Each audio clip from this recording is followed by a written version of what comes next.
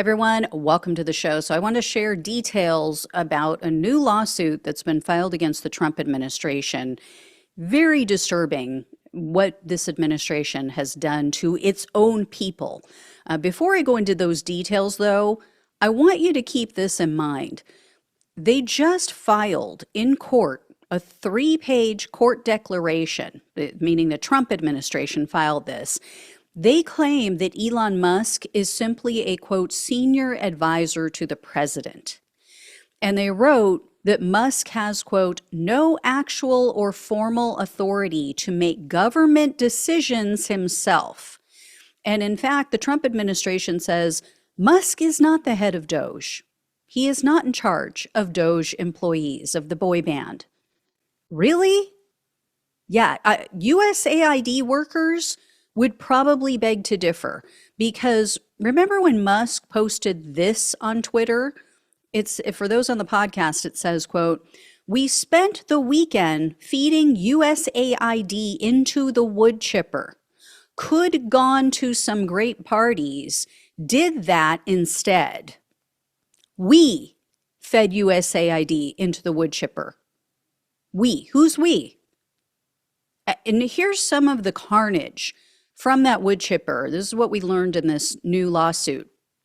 So some USAID staff were left stranded in the Congo while protesters were attacking the U.S. embassy where they worked. This is according to the lawsuit. This was filed by unions that are representing these USAID employees. And it says that staff was ordered to evacuate the embassy because there were violent protests going on and the threat level had increased, and they were like, no, do not travel to this area. If you're here, you need to be very cautious. Get yourself out at all costs. Well, because of Trump's funding freeze, there was no money for the travel, for them to actually leave and come back to the States. One employee told WAPO that or Washington Post, for those who don't know, he panicked.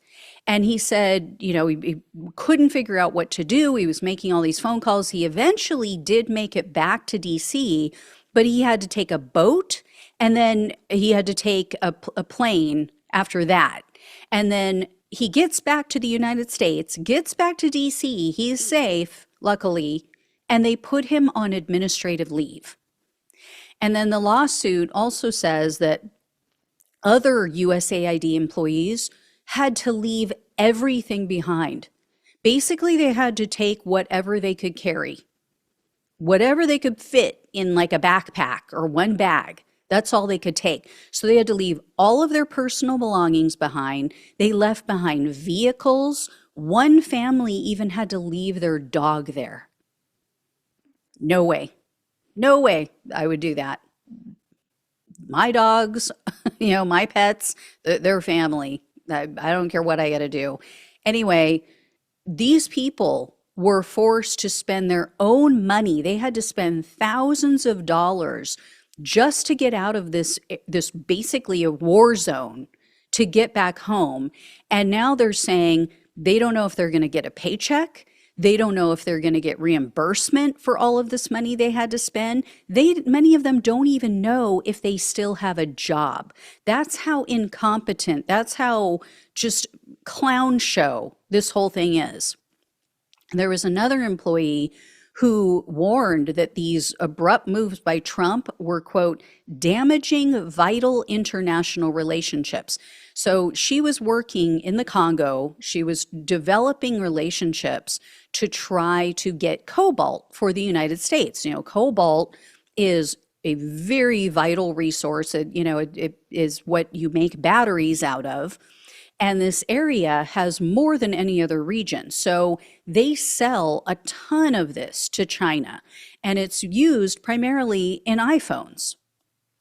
So it benefits the US to build up these relationships to try to get the cobalt ourselves so that we can do what they claim they want to do, bring jobs back to the US, bring workers or bring manufacturing back to the US.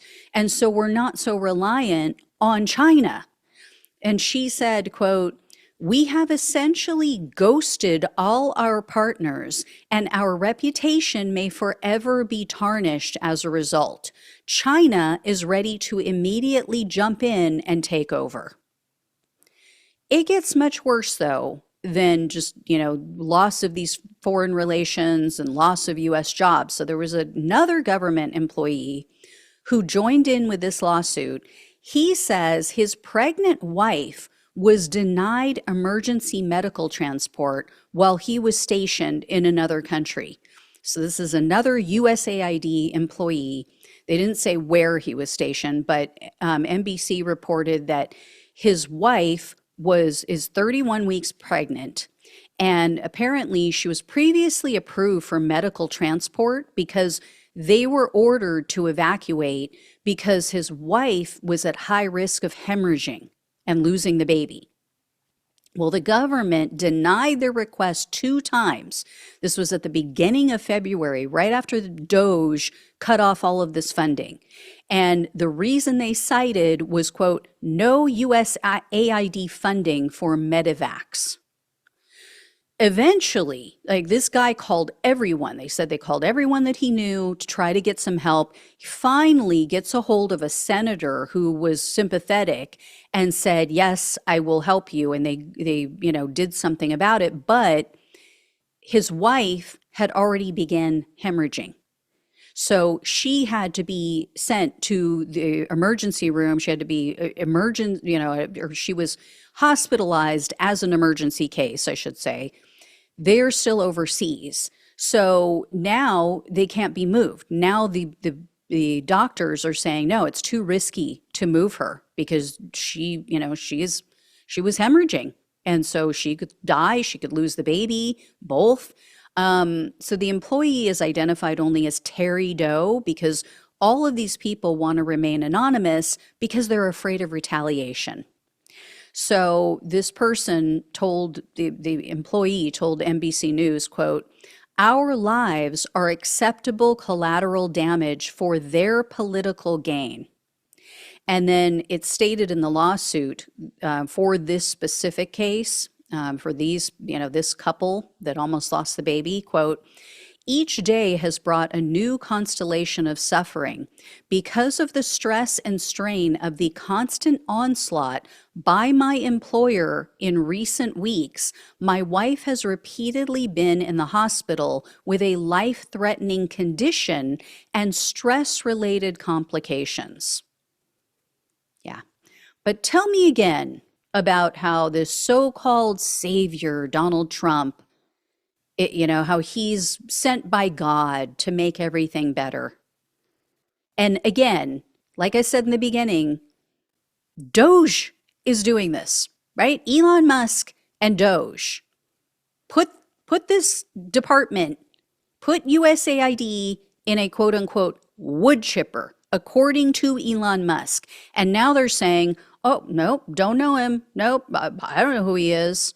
Oh, he was just a water boy. Just to pay, just an aide, basically. Just an advisor.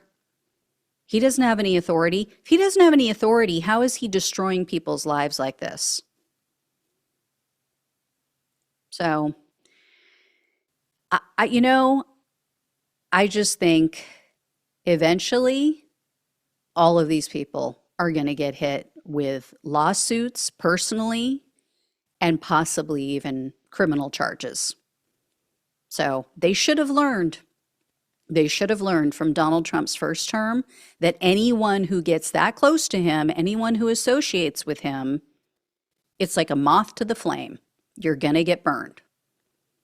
And they better really pay close attention to all of the Sidney Powells, the John Eastmans, the Rudy Giulianis, all these people who just sucked up to Trump, did his bidding, and he just kept going with his life like Mr. Magoo, leaving in his wake all kinds of carnage, and they are left to pick up the pieces because Donald Trump is not going to stand by you, Doge boys, Doge boy band. He's not going to stand by you if you get indicted, if you have committed crimes. on his behalf because you want to be in with the MAGA crowd, with the cool kids. He's not going to be there for you. You know? Anyway, I'll keep you guys all posted. Thank you so much for watching and listening. Please like, please share, and subscribe. Please donate if you can. Love you all. Take care. Talk with you soon.